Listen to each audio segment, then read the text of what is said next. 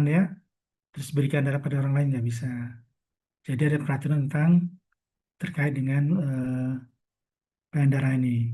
Baik peraturan terkait pemerintah daerah, di mana pemerintah daerah berkewajiban untuk mendukung pelayanan darah terkait dengan standar pelayanan minimal, juga tentang undang-undang kesehatan, sekarang sudah diperbaharui ya.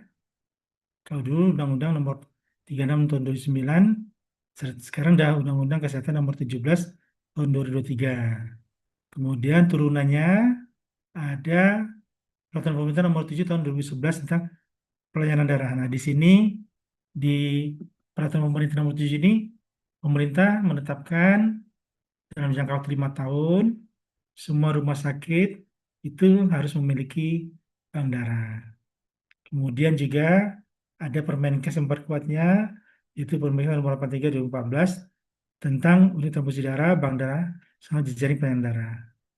Kemudian juga diperkuat lagi untuk standar pelayanan di Permenkes nomor 91 tahun 2015.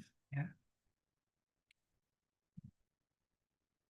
Nah ini ya, jadi ini kait-kaitannya secara detail di Undang-Undang Kesehatan tahun 36 di pasal 86, 88, 87 ya. Jadi ini merupakan urusan wajib ya, kewenangan pemerintah daerah.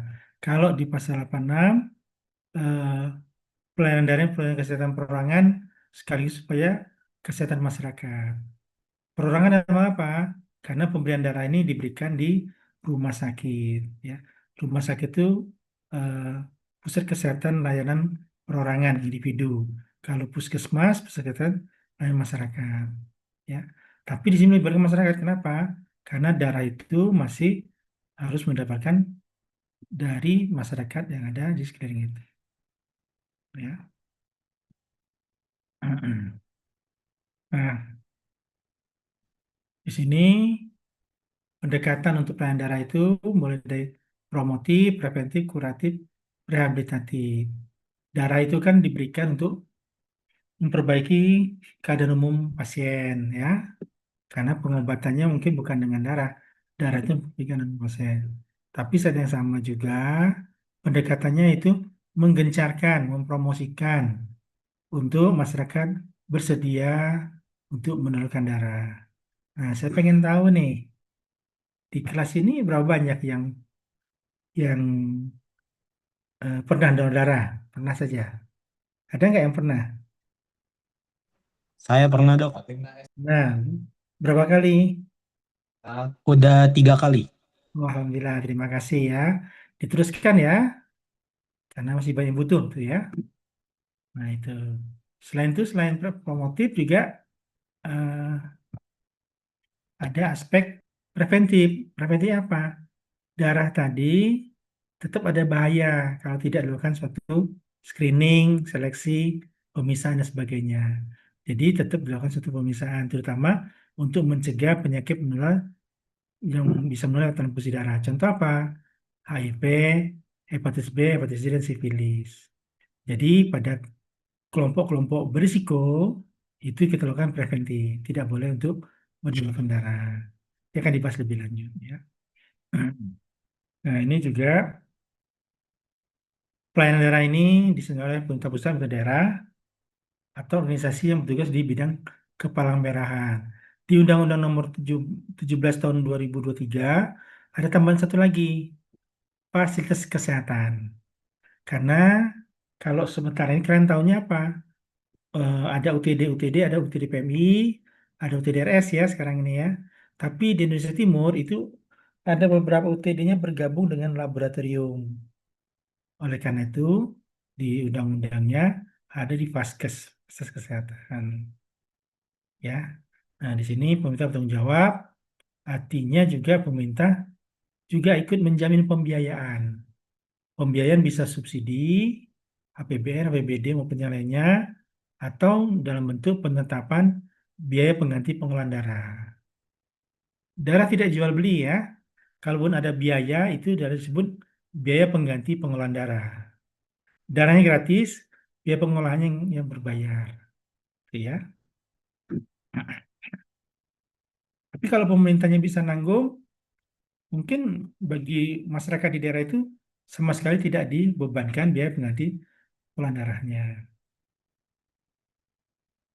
Kemudian untuk yang bisa bekerja di pelayanan darah tadi, haruslah tenaga yang sudah memiliki kompetensi minimal teknologi transfusi darah PTD D1, tapi sekarang udah harus ke arah D3 sekarang ya, atau tenaga kesehatan lainnya seperti perawat dan ATLM, serta dokter dan tenaga non teknis lainnya ya, untuk keuangan dan yang lain-lain.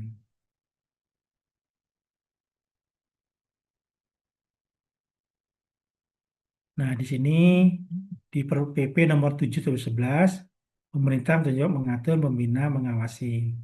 Oleh karena itu, pemerintah mengeluarkan izin, ya, mengeluarkan pengawasan, meminta laporan dan sebagainya dari eh, tempat pelayanan darah, baik itu PMI maupun dari UTD rumah sakit.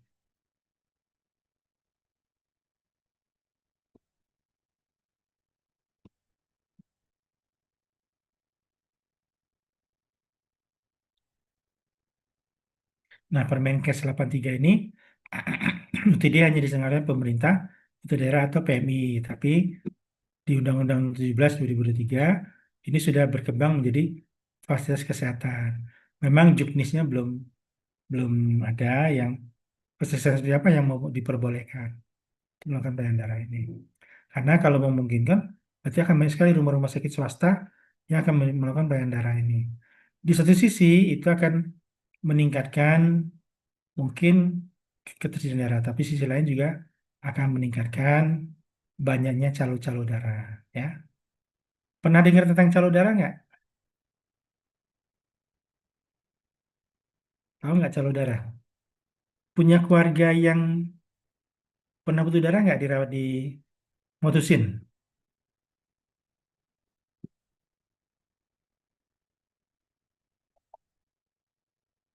Nah, terkadang kalau tidak ada darahnya, ada oknum-oknum ya yang suka menawari tapi berharap imbalan sesuatu. Nah, itu yang tidak boleh ya. Ini kan kita bahas lebih lanjut. Baik ya. Nah, ini landasan hukumnya. Nah, ini dasar-dasarnya secara ringkas bisa kita lihat di sini. Nah, ini juga diperkuat. Setiap rumah sakit harus memiliki bank darah. Nah, istilah bank darah ini di Undang-Undang Nomor 17 2023 ini menjadi unit transfusi darah namanya. Sedangkan unit transfusi darah yang dulu digunakan untuk PMI maupun di rumah sakit menjadi UPD, unit pengelola darah. Ya. Nah, apa saja tugas bank darah itu? Di sini tugas bank darah menerima darah yang sudah diuji. Jadi bank darah tidak boleh menguji lagi. Dulu seringkali ada bank darah rumah sakit yang melakukan pengujian ulang yang menyebabkan biaya biaya pengganti pengeluaran darahnya ini lebih tinggi, jauh lebih tinggi, ya. Nah, padahal dia harus menerima saja dan sudah diuji. Dan PMI sendiri selalu berupaya meningkatkan pelayanan terutama dalam bidang uji saring ini. Kemudian bank darah menyimpan, ya, dan melakukan uji cocok serasi atau uji silang serasi atau crossmatch, ya, antara darah pendonor dan darah pasien, ya. Kemudian menyerahkan darah yang cocok kepada pasien di bangsal, ya, dan melakukan rujukan kalau ada hasil uji yang tidak cocok, dan juga mengembalikan darah yang tidak layak ke UTD, ya, untuk digunakan. Nah, di peraturan pemerintah Permenkes nomor 3 tahun 2020 tentang klasifikasi rumah sakit, semua rumah sakit dari tipe A, B, C, dan D itu wajib punya bank darah, ya. Jadi tidak ada excuse ya, tidak ada, oh kami rumah sakit kecil. Nah, tidak, wajib punya bank darah.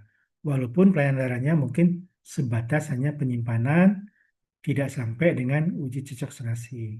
Itu dimungkinkan oleh di Permenkes 83 2014. Tapi sekarang klasifikasi rumah sakit udah agak berubah-ubah lagi sekarang ini. Ya, dasar hukumnya, ya. Nah, pelayanannya, kalau kita bicara pelayanan darah, ya, itu dari adanya dari masyarakat kembali kepada masyarakat. Masyarakatnya mana? Masyarakat sebagai pendonor. Ya. Baik pendonor sukarela, itu pendonor yang tidak ada kaitan dengan eh, pasien waktu keluarga pasien, atau donor pengganti. Ya, pendonor yang ada kaitan dengan keluarga pasien atau teman pasien yang bersedia memberikan darahnya untuk pasien tertentu saja. Kalau sukarela dia tidak peduli untuk diberikan kepada siapa. Kemudian data tersebut akan dikumpulkan, ya pendonor direkrut, diseleksi, pengumpulkan darah, kemudian diolah darah disimpan, kemudian dikirim ke rumah sakit melalui bank darahnya. Ya, ada sistem pelaporan dan pencatatan di situ. Kemudian di rumah sakit, ya darah disimpan lagi, dilakukan uji silang serasi, dilakukan pengecekan golongan darah, penentuan indikasi transfusi, pemberian transfusi, dan pencatatan reaksi transfusi. Ya, jadi pemberian darah juga ada indikasinya, tidak bisa sembarangan ya.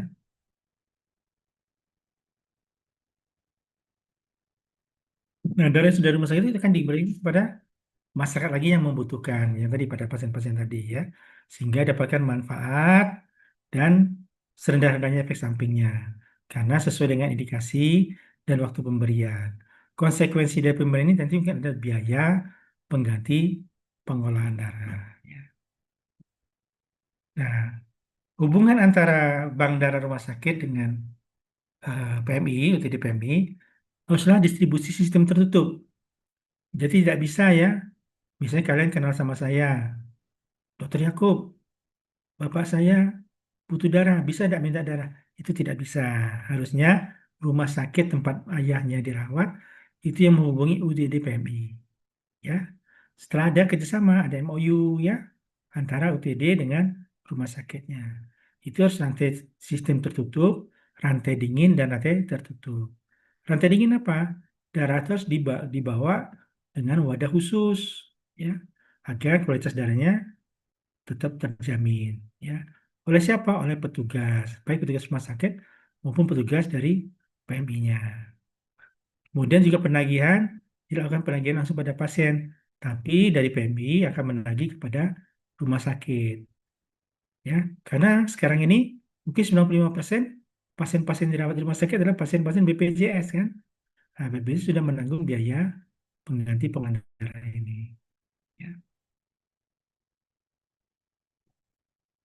Nah, ini ya. Jadi beginilah kira-kira alurnya, mulai dari rekrutmen donor sampai dengan nantinya monitoring pasca transfusi.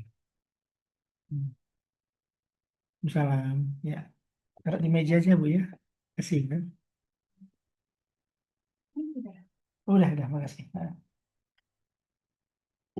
Nah, kemudian juga sudah siap-siapnya lah pemerintah daerah ya dalam hal ini ya, Dinas Kesehatan melakukan jejaring pelayanan darah. Nah, ini yang belum saya lihat di banyak tempat ya. Sehingga kalau kita butuh darah kayak susah banget ya. Nah, mestinya sudah ada semacam pemetaan golongan darah. Hmm. Coba, sudah punya KTP semua belum? Di KTP-nya ada golongan darah nggak? Ada dokter. Bener nggak golongan darahnya? Atau ngarang-ngarang aja? Nyocok-nyocokin? Benar dokter. Ya, alhamdulillah kalau benar ya. Nah, sebetulnya itu bisa digunakan untuk pemetaan golongan darah. Paling tidak contoh misalnya di mahasiswa Kaunsri. Angkatan berapa ya? 2025 ya? Eh, 24 dokter. 2004 ya. Nah, 2004 ada yang golongan A sekian banyak, golongan B, B plus sekian banyak, O sekian banyak, AB sekian banyak. Nah, itu kan bila ada yang butuh di antara kalian akan lebih mudah untuk saling membantu ya daripada kita sama sekali tidak punya data itu. Nah, mungkin kita bisa mulai dengan pemetaan-pemetaan kecil ya. Walaupun pemetaan besarnya harus melibatkan dinas kesehatan namanya ya. Nah, PMI dalam hal ini cuma menyiapkan ya rekrutmen sehingga terdapat darah yang aman, jumlah cukup, tepat waktu, akses mudah, dan fungsinya rasional. Ya, jadi darah nggak boleh ya, misalnya kamu ada benci sama orang, kamu mau nyantet, mau minta darah ke PMI nggak boleh ya. Itu bukan itu. Darahnya untuk kepentingan medis ya. Jadi kalau yang klien sedang kepentingan medis itu tidak diperbolehkan.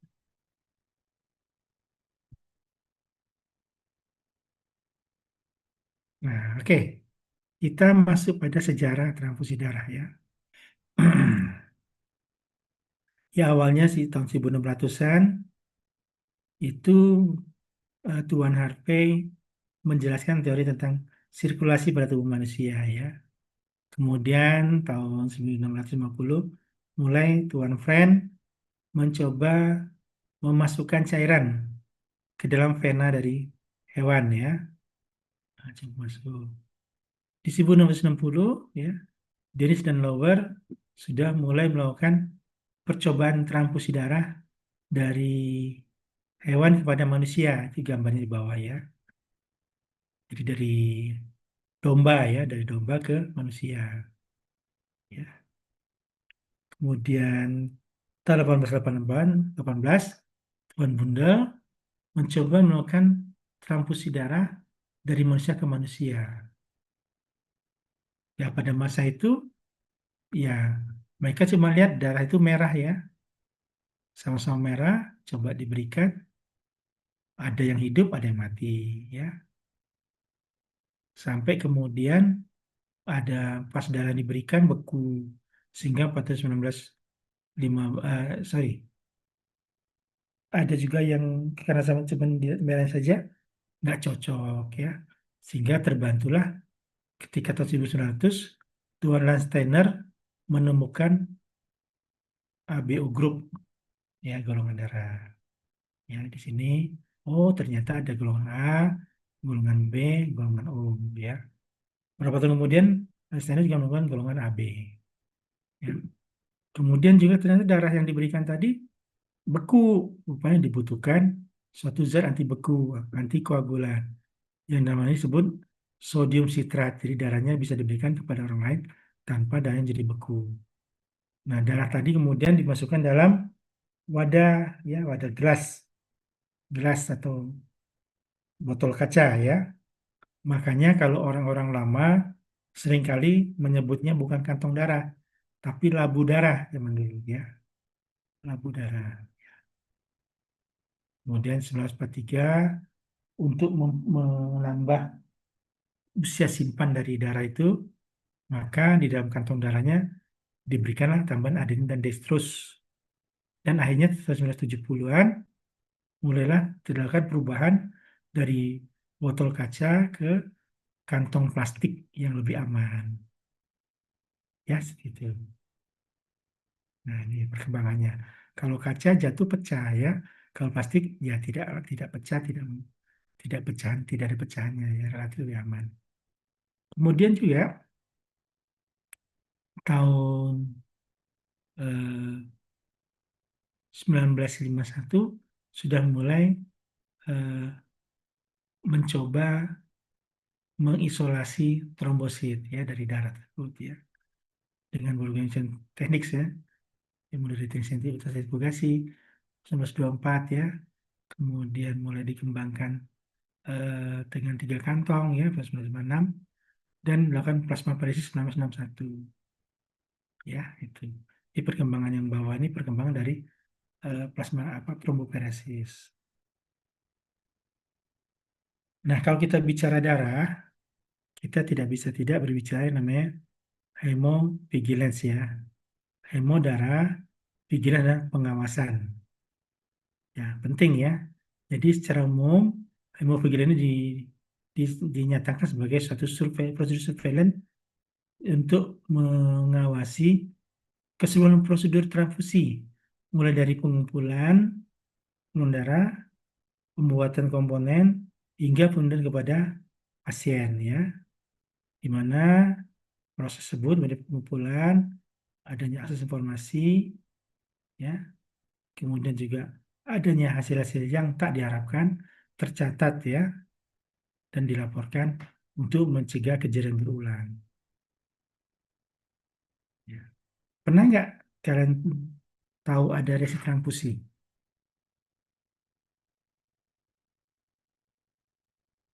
Oh, pernah dengar dok. Nah, dengar ya, reaksi transfusi. Memang tidak boleh banyak ya, di bawah 1% mestinya. Tapi kalau ada, itu harus dilaporan. Terus, pernah tidak misalnya pendonor darahnya diberitahu bahwa darahnya tidak aman? Tahu tidak? Jadi pendonor darah itu ya, yang darahnya ternyata mengandung reaktif untuk HIV, hepatitis B, hepatitis C, dan sifilis, nanti akan kita surati dari PMI-nya, ya, untuk melakukan tes konfirmasi lebih lanjut. Nah, tujuan dari hemovigilan ini adalah keamanan darah, ya. Di mana sekarang ini untuk pemberian darah pada pasien sudah mengacu pada eh, PBM, Pasien Blood Management, sama CUB ya, Clinical Use Blood of Clinical Use of Blood ya. Jadi tidak mudah-mudah sedikit-dikit tambah darah ya, tidak boleh ya. Ada kondisi-kondisi yang tidak perlu tambah darah, contoh misalnya orang dengan anemia defisiensi besi cukup tambah zat besi. Orang-orang yang cukup ditambah eritropoietin cukup tambah eritropoietin. Orang-orang yang masih berbagi KU-nya berbagi KU-nya. Jadi tidak semuanya harus tambah darah ya. Nah, di fungsi darah ya, mungkin sudah dipelajari di mata kuliah sebelumnya ya. Nah, secara umum volume darah itu pada dewasa ada 7% dari berat badan. Ya. Jadi kalau berat badan 65 kilo, itu maka ada 5 liter darahnya. Jumlah darah yang ditransfusikan kurang lebih 315 cc plus minus. Ya, 15 cc nantinya. Jadi jumlah yang diberikan tidak sampai dengan 10%. Nah, ini juga penting untuk kita memahami eh, apakah ada kemungkinan terjadi shock hemoragik. Jadi kalau dari jumlah yang diberikan tidak ada kejadian shock hemoragik. Tapi banyak juga orang yang lepas donor darah mengalami pingsan dan sebagainya ya. Nah, itu biasanya faktor-faktor psikologis. Nah, siapa sih jadi pendonor darah? Siapa saja bisa jadi pendonor darah ya. Tapi ada syaratnya ya. Kalau dia sudah tidak merasa tidak sehat, tidak boleh. Anemi, tidak boleh. Tapi dari pengalaman kami selama ini, ternyata hampir 20% calon pendonor darah itu anemi. Ya. Jadi pada orang-orang anemia kronis yang HB-nya 11 ya, 10 ya, atau 12, di bawah 12 ya, itu terkadang tidak ada keluhan apa-apa. Karena dia udah kronis ya, dia tubuhnya udah kompensasi. Tapi kalau dia mengalami anemia akut, nah itu puyeng sekali. Ya. Saya pernah ngalami ya, saya biasa ya sekitar 13 sampai 15. Satu saat saya ngalami HB turun jadi 12, jadi 10, itu kepala saya keliangan, puyeng sekali saya. Nah, oleh karena itu, nanti calon pendonor pasti akan dicek apakah mengalami anemia atau tidak. Calon pendonor juga tidak boleh sedang hamil, ya, atau sedang menyusui, atau baru saja melahirkan, ya. Karena orang-orang dalam kondisi ini, orang yang sedang butuh eh, gizi yang baik, ya. Jadi tidak boleh dia donor darah. Nah, cuman terkadang kalau kita donor darahnya itu ada hadiah yang cukup menarik, ada sebagian pendonornya itu kadang-kadang tidak jujur. Ini masalah yang apa yang kami temukan. Ya. Atau memiliki kondisi klinis yang tidak mungkin donor. Misalnya Anda menderita kanker, nah nggak bisa. Atau kelainan jantung, nggak bisa. Yang mengkonsumsi obat-obat tertentu seperti antibiotik, obat pengencer darah, itu tidak bisa. Ya. Jadi secara umum semua orang bisa donor darah, kecuali orang-orang yang memiliki kelainan-kelainan tertentu. Nah, syarat-syaratnya diupayakan donor darah harus sukarela. Berat badan minimal 45 kilo. Tapi kami tadi menyarankan sekitar 50 kilo ke atas. Ya. Kadar HB normal antara 12,5 sampai 17. Tekanan darah normal, ya, sistemnya 100 sampai 160, diastolinya 70 sampai 100. Kalau di bawah itu atau di atas itu tidak boleh. Ya. Karena kita harus menjaga, tadi contoh di hemofilin tadi, kita pun harus menjaga keselamatan dari pendonor darah. Usia yang boleh berhak donor darah yaitu usia 17 sampai 60 tahun, ya. Tapi kalau sudah rutin, saudara, di atas 60 tahun masih bisa sampai umur 65 tahun, ya. Tapi akan dengan pertimbangan dokter yang memeriksanya, ya. Kemudian juga di sini penting sekali agar calon pendonor darah tidak memberikan informasi yang menyesatkan. Jadi kalau dia ternyata suka pakai narkoba, dia nggak bilang, ya nggak boleh, ya. Kan itu waktu-waktu nanti mengganggu bagi penerima darahnya nanti. Kalau dia mengkonsumsi obat tapi tidak ngaku, tidak boleh, ya. Jadi sini harus punya pola hidup sehat juga. Apa manfaat donor darah? Yaitu regenerasi sel, pemeriksaan kesehatan, usaha laboratorium untuk minimal 4 macam penyakit tadi, ya. Kalau 4 macam penyakit tadi diperiksa di lab, mungkin biayanya bisa 1,2 jutaan ke atas, ya. Anda melakukan itu jarak donor bisa 2 bulan sekali untuk laki-laki. Kalau perempuan mesti 3 bulan sekali. Jadi laki-laki bisa 6 kali dalam setahun, ya, donor darah, ya. Kalau sekali 6 tahun donor darah, dia dalam pemeriksaan itu berarti sudah menghemat 6 jutaan ke atas, ya, mungkin sampai 10 jutaan. Donor darah juga bisa membuang kelebihan zat besi, ya, pada waktu itu dan mengurangi risiko sakit jantung. Resiko sakit jantung. Bukan yang sudah sakit jantung, kalau sudah sakit jantung nggak boleh. Nah, donor darah juga membakar kalori. Bakar kalori berapa? Sampai 600 kalori. Tapi ternyata di orang kita, kadang-kadang setelah donor darah, makannya lebih banyak. Jadi kalorinya nutup lagi, ya. Nah, yang terpenting adalah donor darah ini adalah rasa bahagia karena bisa membantu sesama. Jadi kalau dari sisi agamanya, memelihara kehidupan seseorang, ya, sama dengan memelihara kehidupan semua manusia. Karena istilah masyarakat kita ini, minta darah sama dengan minta nyawa, ya.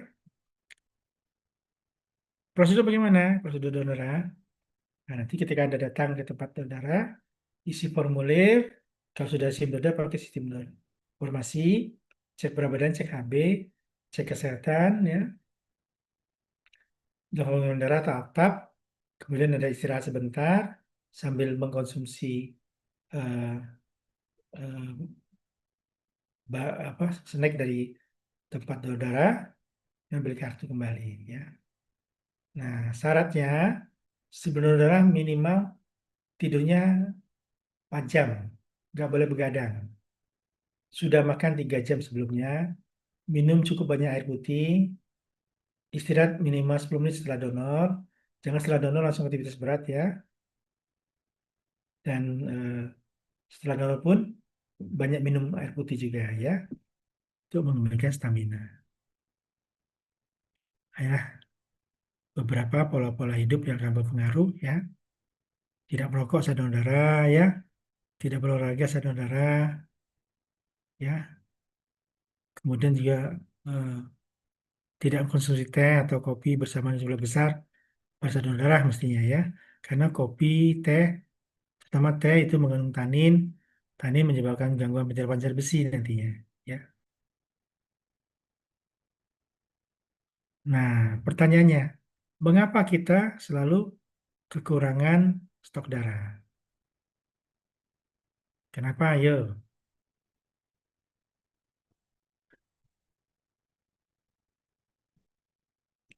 Karena banyak yang takut, Dok.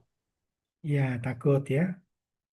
Nah, di kelas ini yang takut takut jarum, takut darah berapa banyak? Nggak ngaku, ya. Ya, dulu saya pernah punya teman satu angkatan dulu, ya. Waktu semester awal-awal, ketika kita belum ketemu darah, masih aman.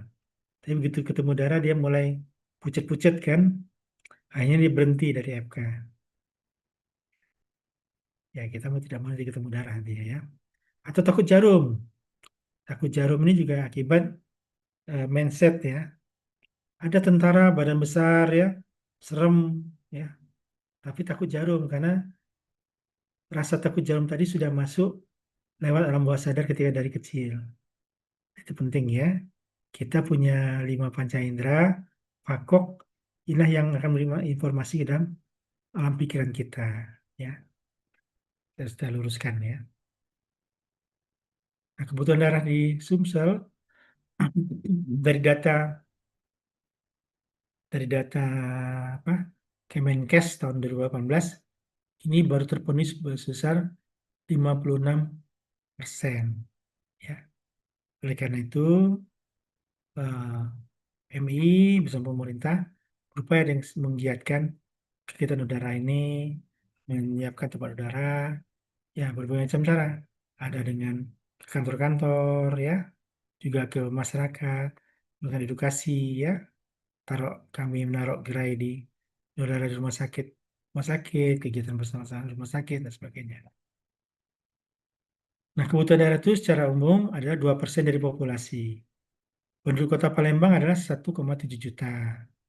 Ya, 2% 1,7 juta ada 34.000. Akan tetapi, di Kota Palembang ini terdapat rumah sakit yang cukup besar. Rumah sakit yang menjadi rujukan regional. Sehingga kebutuhan daerah bisa lebih besar daripada itu. Juga juga sebagai tambahan,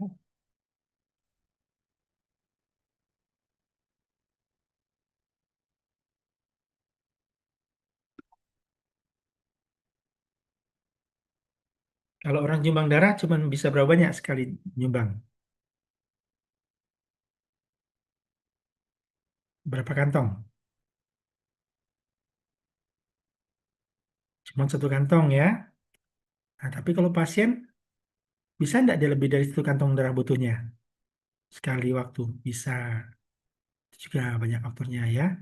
Jadi di kita ini kasus-kasus anemia, thalassemia, kanker darah ya, itu masih cukup tinggi. Belum lagi kecelakaan karena jalan lintas ya. Nah, alhamdulillah di kita ini untuk bencana alam nggak terlalu banyak. Tapi kasus thalassemia kita nomor 2 tertinggi se-Sumatera atau nomor 7 se-Indonesia. Ya.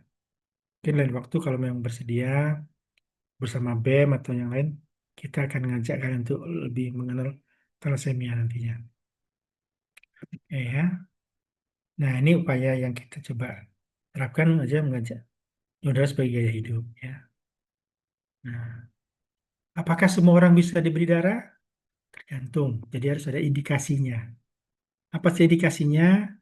Nah, kalau whole blood mungkin perdarahan akut ya, kecelakaan, sebagai whole blood atau shock ya, atau transfusi ganti pada neonatus. Walaupun biasanya kita pakai PRC dan pakai FFP nantinya. Terus sekarang itu sebagian besar, terus 90% darah lebih adalah kita pakai PRC, paket red blood cell ya, karena untuk mengatasi eh, anemia kronis yang berat. Ya, karena kronis penahun, jadi kita pakai PRC, bukan yang akut ya. Contoh apalagi pada leukemia, thalassemia, kita pakai PRC agar tidak jadi beban. Karena kalau kita pakai whole blood, nanti ada kelebihan dari beban plasmanya yang bisa memperberat dari kerja jantung. Ada juga kebutuhan apa ya? Trombosit konsentrat ya. Pada kasus-kasus trombositopenia atau perdarahan akibat disfungsi dari trombosit atau pada keganasan ya. Ya, jumlah trombositnya jadi lebih rendah. Ada juga MPP, fresh protein plasma. Ini untuk kasus-kasus di mana terjadi defisiensi faktor koagulasi. Juga pada kasus disseminated intravascular coagulation. Ada juga produk-produk lain cuma agak jarang. Contoh misal krioprecipitat itu untuk defisi faktor 8 atau pasien hemofili. Walaupun saat ini untuk pasien hemofili sudah ada obatnya tersendiri ya. Nah, satu kantong darah itu bisa menjadi 3 macam komponen ya. 3 macam komponen ya, dari sel darah merah ya yang kita simpan pada suhu 4 plus minus 2 derajat selama 35 hari. Bisa juga akan menjadi eh, trombosit ya yang kita simpan pada suhu ruang 22 plus minus 2 selama 5 hari, atau kita ubah dalam bentuk FFP, fluorescent plasma, yang kita simpan pada suhu minus 30 derajat, yang bisa kita simpan selama 2 tahun. Ya. Nah, plasma ini sendiri sekarang sedang dikembangkan dengan cara fraksionasi. Ingat kemarin waktu zaman COVID, siapa waktu zaman COVID pernah kena COVID, ada nggak?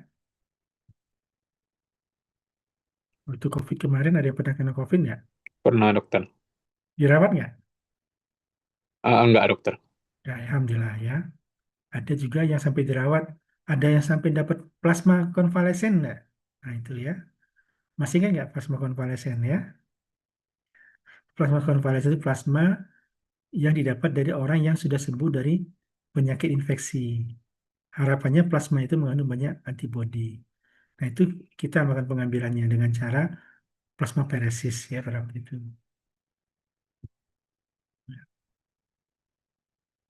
Nah ini harus diperhatikan ya, penyimpanannya berbeda-beda suhunya ya. Jadi perlakuannya berbeda-beda, hati-hati ya. Sebab kalau salah perlakuan, kualitas darahnya nanti tidak baik.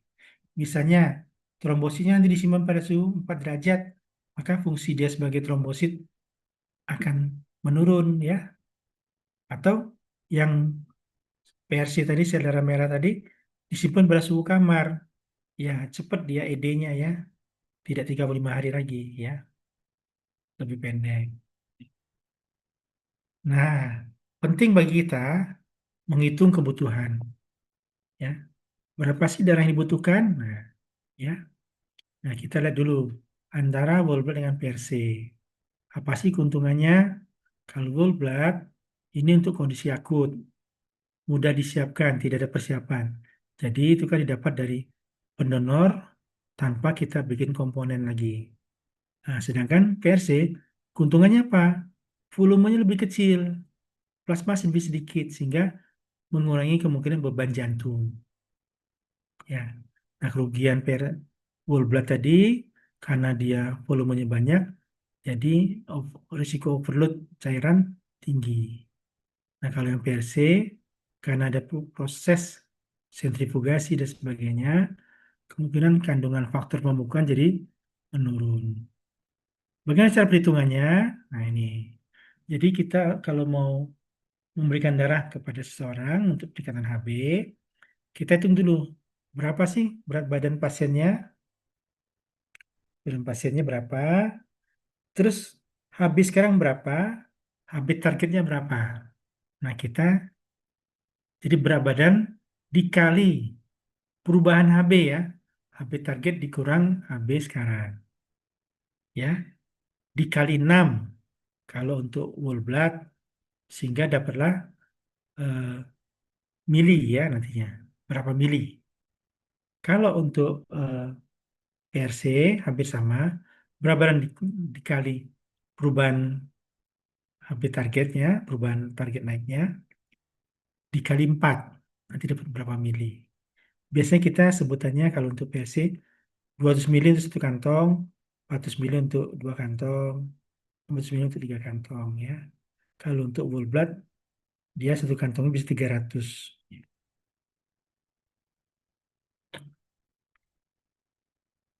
Nah, selain itu juga ada batas-batasan. Berapa sih batasan seorang tuh boleh ditranfusi atau tidak boleh transfusi? Nah, ini beberapa standar ya. Mungkin bisa berbeda-beda antar berbagai literatur. Tapi secara umum seperti ini ya. Untuk pasien ICU dengan kondisi hemodinamik yang stabil, nadi stabil, respirasi stabil, tekanan darah normal, maka batasnya untuk transfusi itu HB di bawah 7. Kalau lebih dari 7, tidak indikasi transfusi sebetulnya. Ya, makanya memang nanti di rumah sakit kalau nanti kalian sudah tamat, sebaiknya punya standar ini, biar nggak rame. Ya. Nanti ada yang habis 11 mau minta transfusi biar jadi 12, saya nggak boleh sebenarnya ya, kecuali kondisi tertentu. Pasien ortopedi batasnya HB di bawah 8. Pasien bedah jantung HB 7,5. Pasien perdarahan saluran cerna di bawah 7. Ya. Walaupun ini sifatnya dinamis ya. Jadi kita bukan cuma kadar HB saja yang kita menilai, tapi juga memperhatikan juga eh, hemodinamik, tensi, nadi, respirasi, ya, suhu, ya. Nah, contoh pada pasien talasemia itu bukan 8 sebetulnya, standarnya 10. Karena pada talasemia tersebut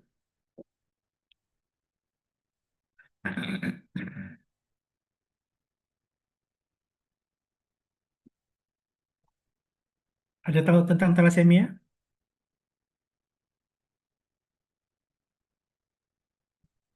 Tahu dokter. Apa itu? Coba. Nah, izin dokter, kalau talasemia itu sebenarnya ada gangguan di protein globinnya dokter, kalau nggak Ya, salah. Jadi globin alfa atau betanya itu mungkin ada kelainan sehingga efek untuk apa fungsi untuk mengikat oksigennya juga sama hemapan itu kayak jadi berkurang gitu dokter. ya, secara umum talasemia itu gangguan di globin ya. Kan normalnya alfa beta kita ya.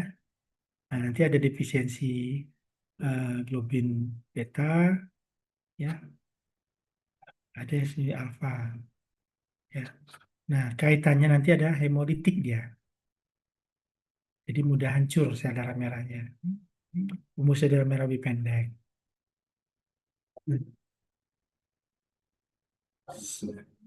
Sebentar ya, istirahat sebentar ya. Saya mau minum dulu ya.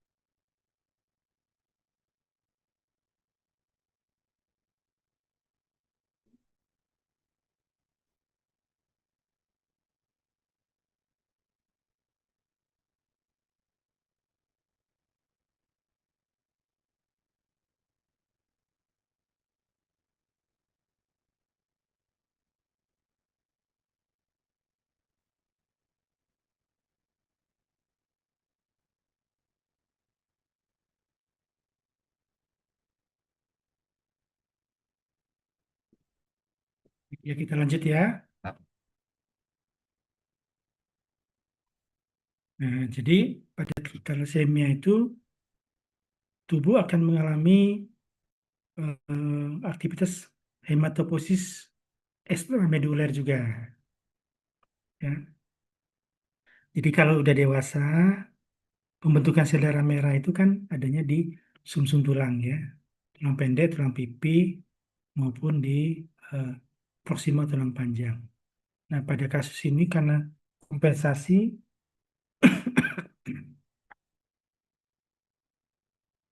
mengalami ekstrameduler dan juga karena cepat banyak yang lisis, maka mengalami yang disebut sebagai eritropoiesis inefektif. Gitu. Jadi ini beda ya, standar HB-nya lebih tinggi dibanding 7 ya. Kalau yang saya pahami itu 10 standarnya. Cuman fakta di lapangan biasanya nunggu HB 8. Nah, kalau HB rendah, penderita thalassemia kan mudah mengalami komplikasi nanti ya. Kasihan mereka ya. Tapi tadi mereka kesulitan mendapat pendonor ya. Mungkin kita kembangkan gerakan 110 ya. Satu penyandang dengan 10 pendonor tetap ya. Ya, mungkin waktu kita bisa diskusikan untuk itu.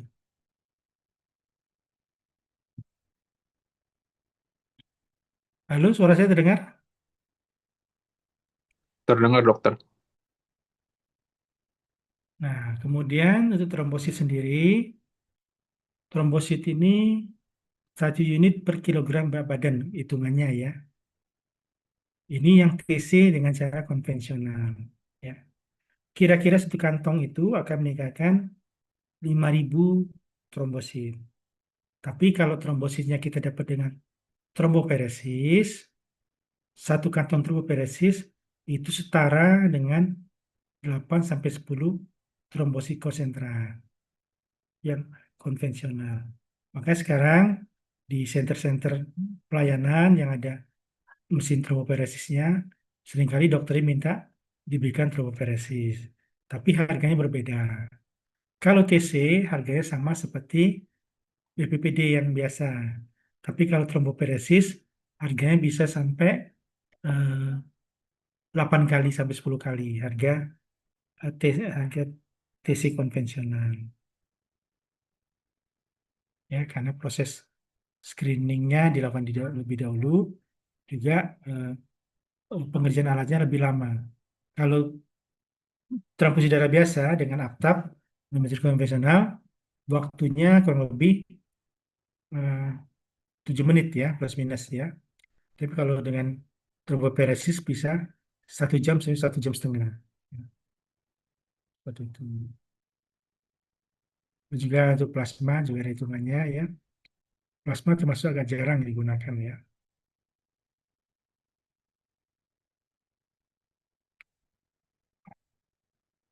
Nah, sebelum diberikan darahnya, penting dilakukan satu yang namanya pemeriksaan pratransfusi. Nah, dasar transfusi darah tadi itu ada permintaan ya. Ada permintaan darah dari DPCP bersama sampel darahnya. Ya, nah, harusnya permintaan itu masuk ke bank darah rumah sakit, bukan langsung ke PMI ya. Ke badan rumah sakit ngecek ketersediaan stok. Kalau ada stok maka langsung diberikan kepada pasien ya setelah cocok ya. Tapi kalau tidak ada, ya nanti dari bank darah akan mencoba meminta stok ke PMI maupun menganjurkan membawa donor pengganti dari keluarga pasien. Ya, ada formulirnya. Nah, di beberapa rumah sakit, contoh di RSMA, tidak lagi menggunakan formulir lagi, tapi sudah menggunakan sistem. Ya, tujuan menggunakan sistem ini untuk mengurangi calo atau donor liar. Ya. Nah, ini penting nih. Urusan pertama yang untuk peraturan presiden ini donor darah, golongan darah. Ada namanya hukum Karl-Steiner ya. Ini penting sekali kita pahami. Di mana hukum ini mengatakan kalau ada antigen terdapat pada sel darah merah, maka tidak akan ketemu antibodi yang sama antigen tersebut di dalam plasmanya. Begitu juga kalau tidak ada antigen pada sel darah merahnya, maka akan ketemu antibodi terhadap antigen tersebut dalam plasmanya. Ya, contoh ini, misalnya golongan darah A misalnya di antigennya antigen A ya, yang nempel di permukaan eritrosit. Di dalam plasmanya tidak ada antigen A, yang ada antigen B ya. Begitu juga dengan golongan darah B, di eritrositnya terdapat antigen B, sementara dalam plasma terdapat antigen A. AB, dia terdapat antigen A dan B, tidak ada antibodi pada plasmanya, sedangkan golongan darah O tidak terdapat antigen pada sel darah merahnya, tetapi memiliki antibodi di dalam plasmanya. Nah, secara umum reaksi yang kita harapkan ya. Jadi pemeriksaan golongan darah adalah reaksi forward atau reverse atau backward ya. Forward di sini kita akan mengecek antigen dengan kita reaksikan dengan reagen yang berupa antibodi. Sedangkan reverse kita akan mengecek serum atau plasma ya dari pasien yang kita reaksikan dengan sel eri yang sudah kita ketahui ya. Reaksinya harusnya reaksi cukup kuat ya, sekitar 3 positif 4 positif ya. Jadi kita sangat yakin bahwa tentang antigen maupun antibodi tersebut. Nah, itu hampir sama dengan tadi ya. Nah, di sini petugas tidak boleh melaporkan sampai kita pastikan tidak ada perbedaan pada hasil pemeriksaan. Jadi tidak cukup kita cuma memeriksa yang forward saja. Yang kebanyakan yang sekarang ini orang periksa yang pakai kertas itulah metode forward ya. Kita cuma ngecek antigen saja. Antibodi tidak diperiksa kan. Kenapa ini penting? Karena kita perlu mengecek apakah ada diskrepansi ya. Nah, ada berapa banyak golongan darah? Berapa banyak?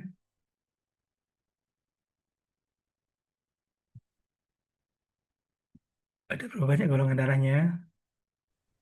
Kalau yang sistem ABO ya, Dok.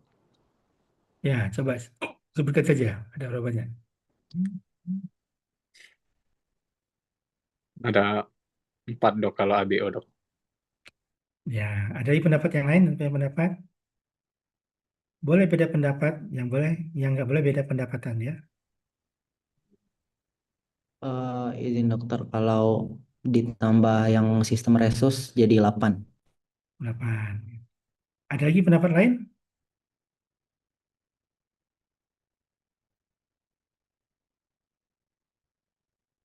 Padahal sudah ada depannya ini. Di slide saya ada 48 sistem golongan darah. AB itu satu sistem, resus satu sistem ya. Karena di permukaan RBC itu ada 398 antigen. Banyak ya. Dan secara alel 2001 alel dan gen yang terlibat ada 56 gen. Ini bisa dilihat nih.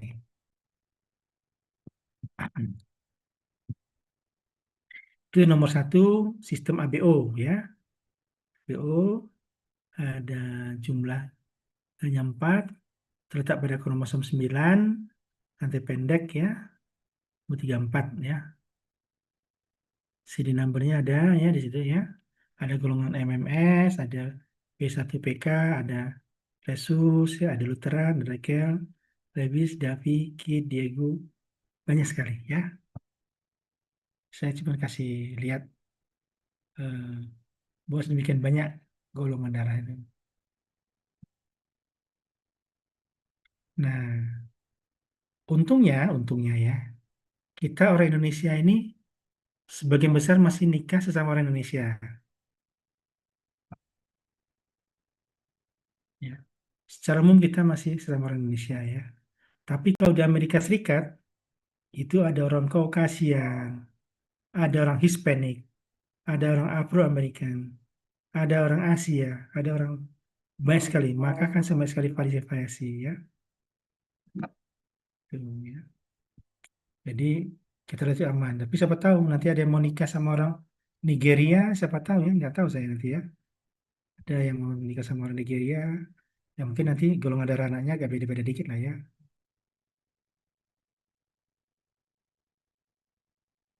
Nah, inilah gambar skematis dari golongan darah ABO ya, di mana di sini ada sel darah merah dengan ada suatu enzim ya suatu gula ya, glukose ya, di mana glukose ini berikatan dengan ada N-asetilgalaktosamin dan N-asetilglukosamin. N-asetilglukosamin ini serta galaktose ini nanti yang akan menentukan apakah ini menjadi golongan A, B maupun AB ya. Jadi kalau ujungnya itu nantinya N-asetilgalaktosamin, dia menjadi golongan A. Sedangkan kalau yang ujungnya nantinya galaktose, ya, dia menjadi B ya. O juga sedikit, cuman dia O cuman ada 4 ya, bukan 5 seperti itu ya. Nah, sedangkan pada O itu nanti ada lagi, ada eh, antigen H namanya. Jadi sedikit saya kasih ada perbedaan golongan darah ya, bisa terjadi, bisa nggak berubah. Golongan darah sebenarnya tidak bisa berubah. Yang berubah adalah reaksinya, reaksi pada pembacaan. Makanya pembacaan golongan darah tidak bisa dianggap sepele ya, karena tadi golongan darah bisa menentukan jenis darah yang harus diberikan, keturunan dan sebagainya ya. Nah, ini kita kembali pada golongan ABO ya. Di sini tahun 1900 ya, karena 1901 ya kan Steiner menemukan golongan ABO. Dia seorang ilmuwan Austria ya. Kemudian setahun kemudian Alfred de Castello dan Adriana Surli menemukan golongan AB ya.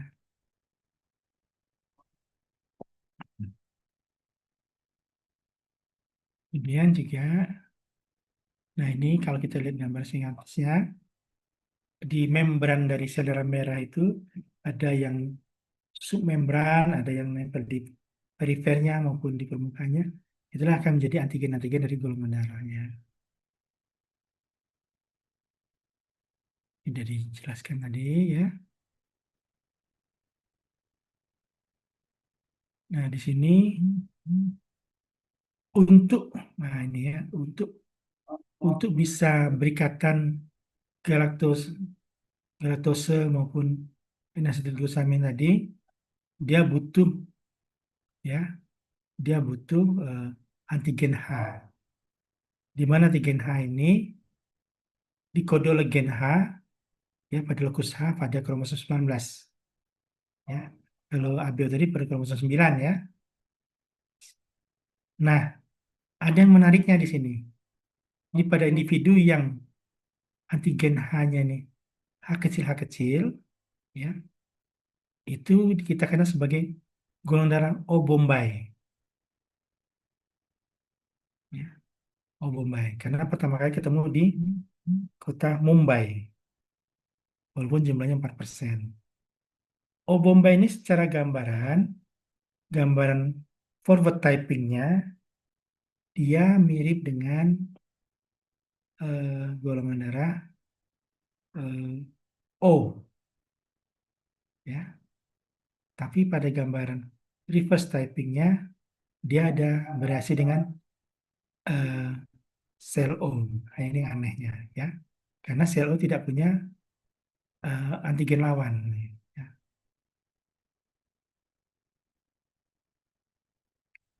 Ya, ini ya. Nah, kemudian antigen H ini ada yang sifat sekretorik, ya. Dia bisa mensekresi bukan cuma pada darah tapi juga pada cairan tubuh lainnya, tapi dia tidak sekretorik, ya.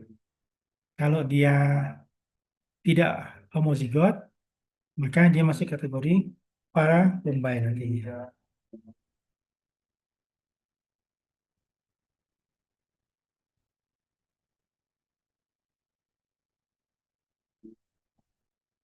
Kalau salah identifikasi pada golongan darah O bombay diberikan transfusi O, maka akan terjadi reaksi transfusi berupa hemolitik, ya. Ini sekresi tadi, ya, bisa pada saliva dan sebagainya, ya.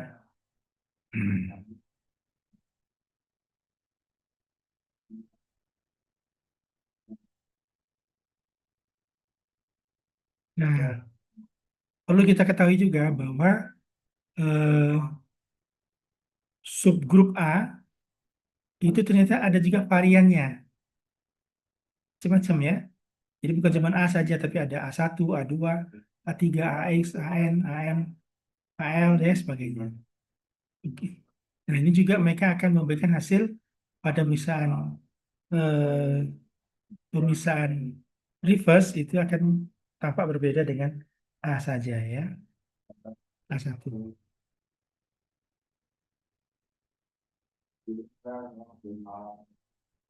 Begitu juga dengan subgrup B juga ada varian-variannya, ya.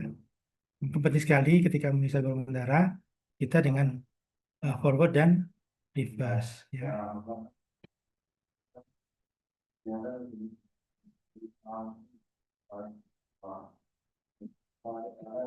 Nah, antibody anti A, anti B ini umumnya berupa IgM, ya, imunoglobulin M, di mana dia bereaksi pada suhu kamar, ya, pada suhu ruang, ya. Jadi dia tidak bereaksi pada suhu 37 derajat, ya. Dia bereaksi akan dibantu dengan komplement yang akan menyebabkan lisis dari sel darah merahnya.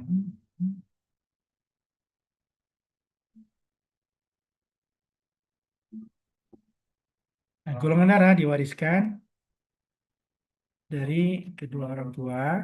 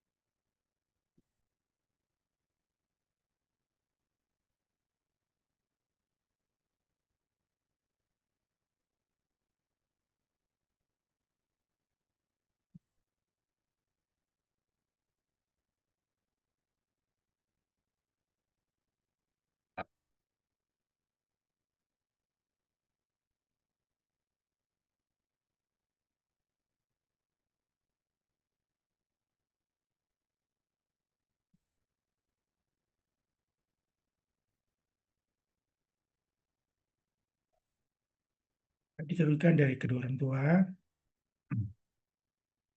Ada alel A, alel B, alel O, ya.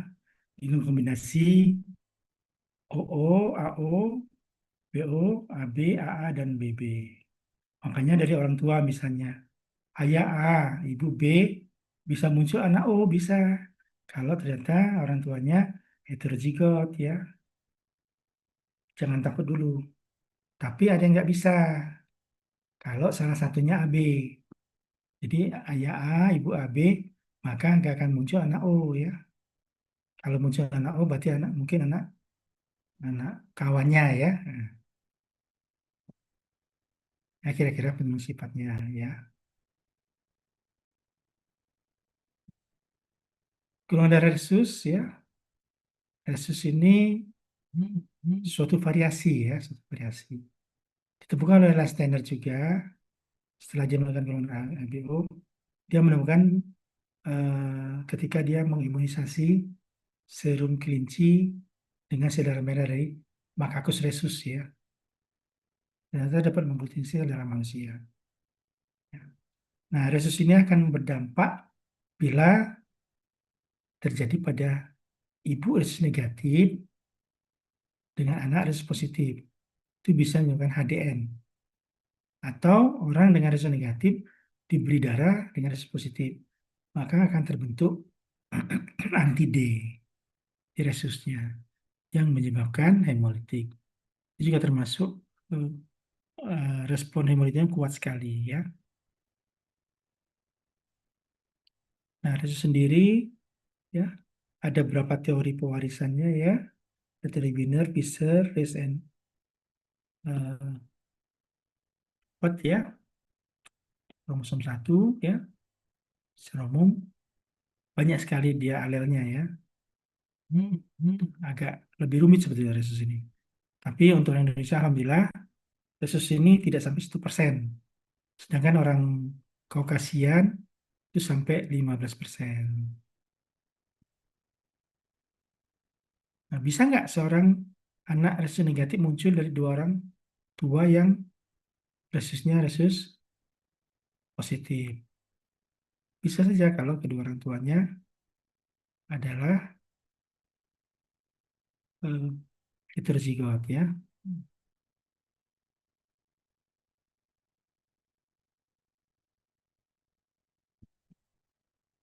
Nah, selain ada resus negatif, ada juga yang disebut antigen D yang lemah atau weak D. Antigen D yang lemah ini berkaitan dengan jumlah dari antigen yang terdapat pada permukaan si eritrosit ya. Normalnya antigennya itu antara 15 dan 30 ribu per sel ya. Tapi pada week D ini dia jumlahnya cuma 70 sampai 5.200. Sepertiganya, di bawah sepertiganya. Jadi seringkali tampaknya seperti resus negatif. Nah, ini akan jadi masalah pada kelompok ini ya.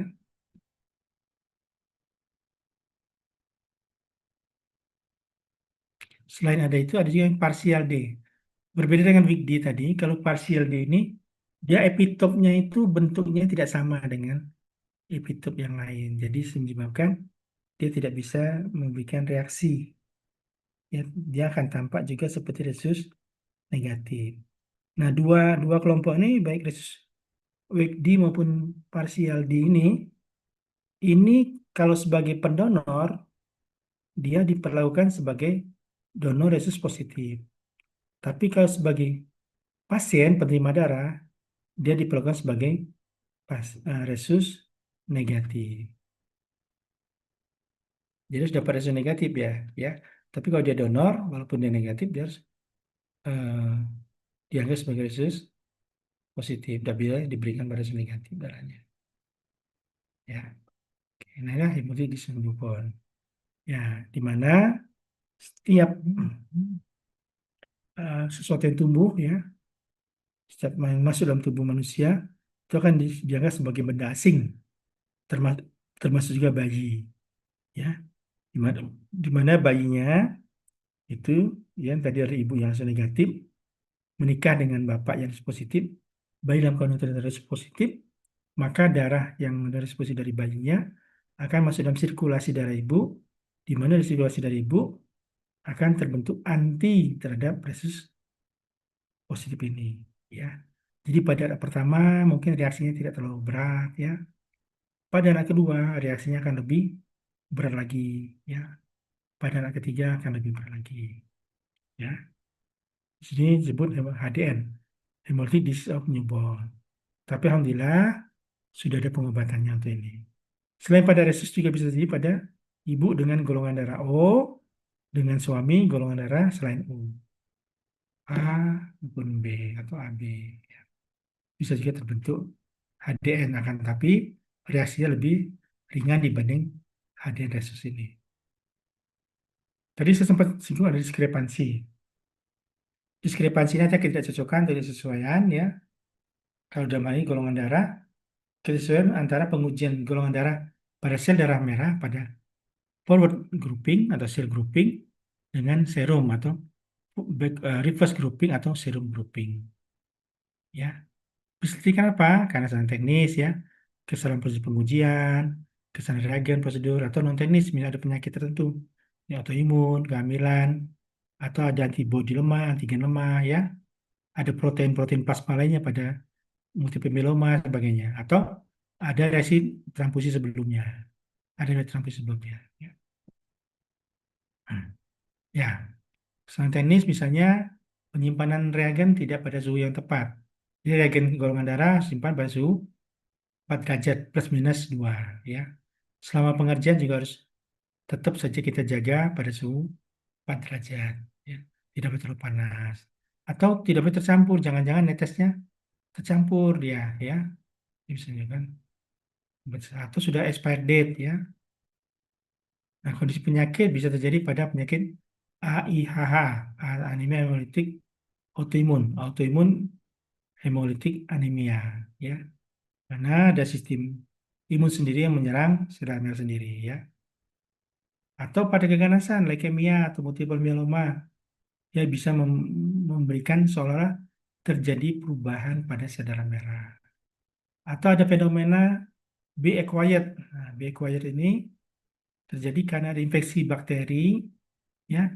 Biasanya bakteri Enterobacter di mana enzimnya akan memodifikasi antigen A akan berubah tanpa saja antigen B.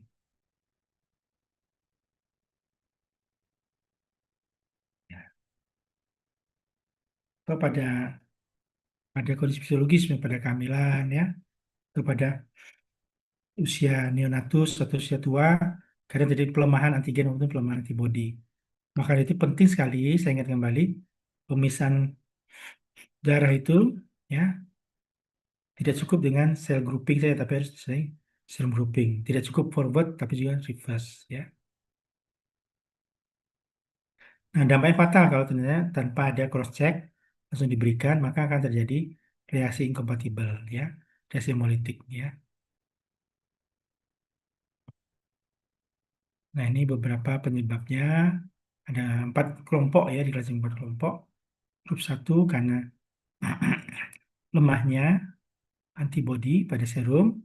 Grup 2 lemahnya antigen pada RBC. Grup 3 karena ada protein atau abnormal plasma. Grup 4 ada kondisi-kondisi yang lainnya ya. Misalnya ada cool autoantibodies ya.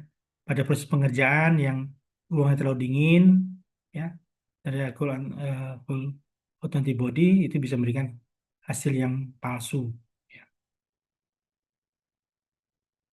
Nah, bila ada kasus seperti ini, kalaupun harus diberikan, bisa dengan DPJP-nya, antara bank darah DPJP, kita gunakan grup O ya, eritrosit grup O dengan titer antibody yang rendah.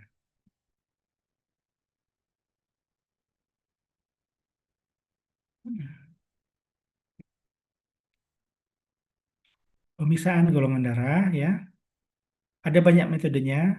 Ya tadi forward, reverse tadi adalah dari jenis eh, sampelnya, tapi cara memeriksanya ada banyak metodenya. Ada metode slide dengan objek gelas atau dengan kertas kartu. Ada metode tube ya, metode tube ini lebih dianjurkan dibanding kartu. Karena metode slide tadi kita tidak bisa mengukur tingkat aglutinasi. Kalau tube masih bisa. Atau kita menggunakan mikroaglutinasi atau microcolumn gel method. Nah, ini yang terbaru pakai microcolumn gel method. Ini lebih bagus ya, karena ada mirip-mirip nantinya dengan misalnya crossmat ya. Nah, misalnya lain ada novel paper based testing, ada microfluid testing, ada erythrocyte monetized technology, bahkan sampai genotyping. Tapi yang lazim itu slide test, tube test, sama microcolumn gel method. Ini ada kelebihan kekurangannya. Yang manual test, slide test, tube test dengan prinsip aglutinasi ya, cepat, insensitif ya. Kalau tip sensitif makan waktu lebih lama ya, dia lebih tinggi ya. Ya, oke ya. Ini contoh golongan darah. Nah, ini yang mikro gel test tadi ya. Ada anti serum A, serum B, serum anti D ya, kontrol untuk kontrol nantinya sel A, sel B. Sel A nanti pakai pakai serum atau plasma nantinya. Dia gunakan A1 karena untuk deteksi adanya A2. A2 lebih sedikit ini. Yang terbaik A1. A1 bisa sampai 80%. Ini contoh misalnya, saya lanjutkan saja ya. Nah, ini interpretasinya ya. Kalau negatif, dia akan mengendap semua karena tidak terjadi partikel aglutinasi, maka dia akan menembus gel ini ya. Sedangkan kalau dia partikelnya besar, dia akan tertahan di atas. Tapi kalau yang ada atas bawah, ini ada kesalahan ya. Harus diulang pengerjaan.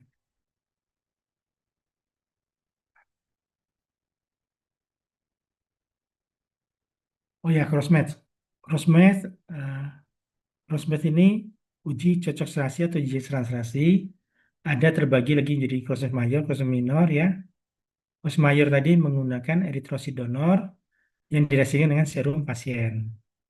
Sedangkan crossmatch minor menggunakan eritrosit pasien yang direaksikan dengan serum donor. Selain itu harus di cross check dengan autocontrol. Tapi kalau pada pasien yang mendapatkan banyak kantong darah, maka selain ada autocontrol dia harus menggunakan full control. Jadi bahan kontrol dari bahan darah dari kantong-kantong donornya itu harus direaksikan dengan full control. Jangan-jangan antara sama darah donor itu terdapat reaksi.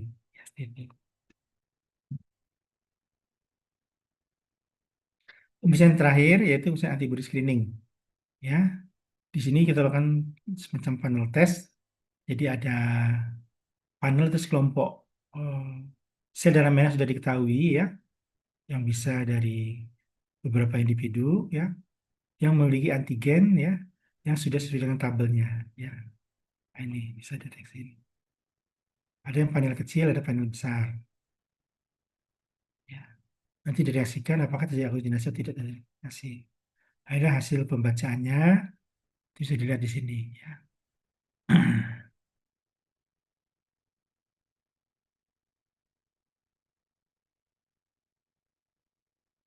Ini yang besar ya.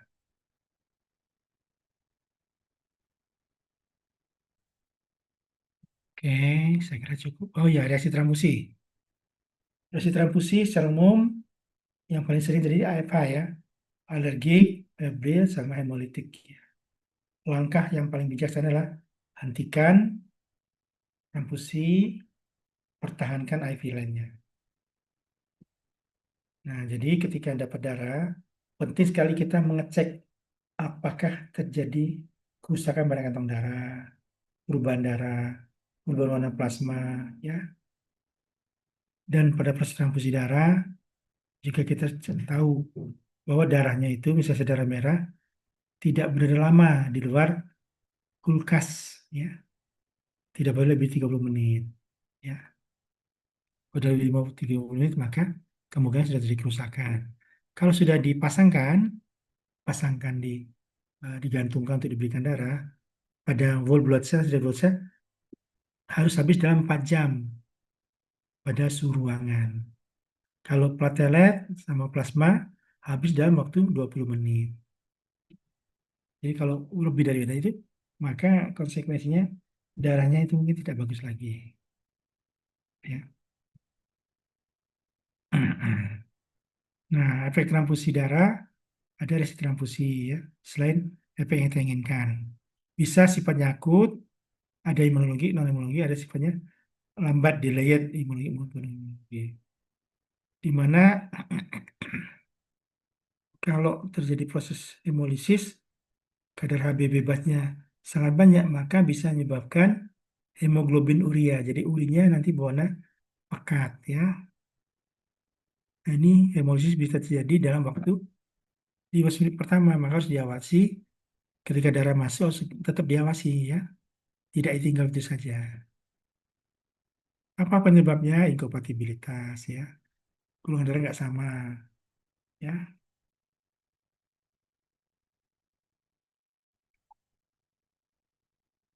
atau darahnya mengalami lisis kayak pemanasan mendadak.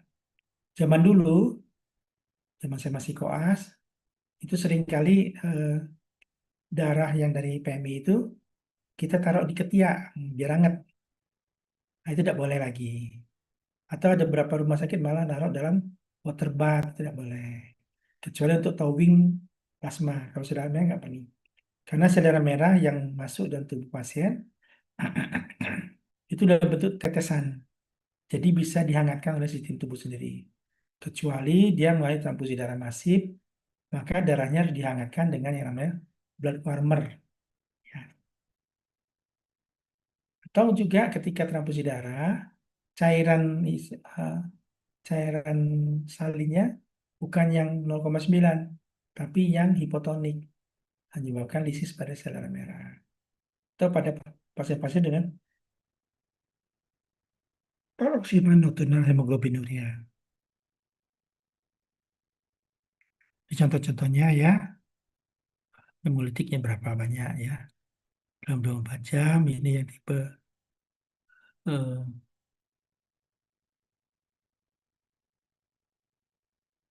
hemolitik imunologik ya. Ada demam, ada urtikaria, ada pengobatan juga situ ya. Terlambat ya, misalnya autoimunisasi ya, harus versus scrub nantinya bisa. Nah, jadi kalau gejala ringan, biasanya cuma alergik atau reaksi urtikaria. Urtikaria itu kalau bahasa Palembangnya galigato ya. Kalau yang ringannya, yang sedang, mungkin ada febrile non hemolitik ya, demam ya. Bisa juga karena ada kontaminasi bakteri ya. Nah, kalau yang berat bisa akut intravaskular hemolisis ya, bisa overload cairan maupun sepsis ya, anafilaktik atau trali. Nah, ini hati-hati sekali.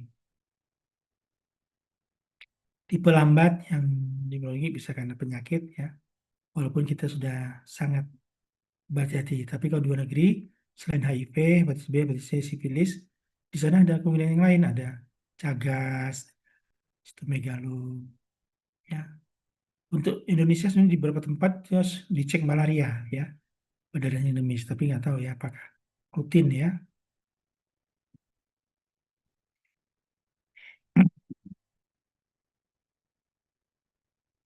Ya, apa yang harus dikerjakan ketika pemisahan apa yang harus dikerjakan ya?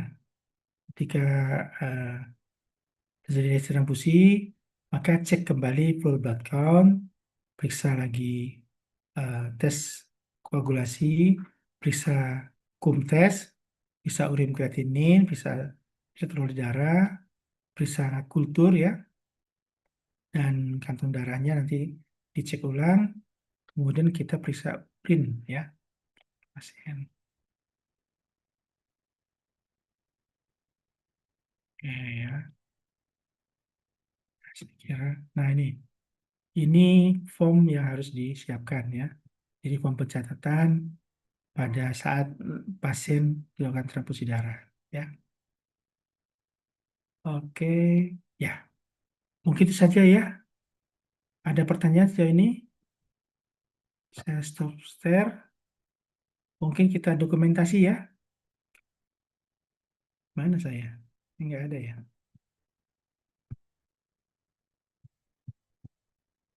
Ya kita dokumentasi dulu.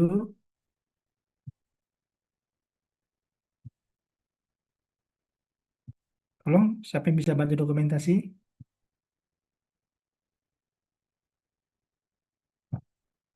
Nanti fotonya kirim ke saya ya.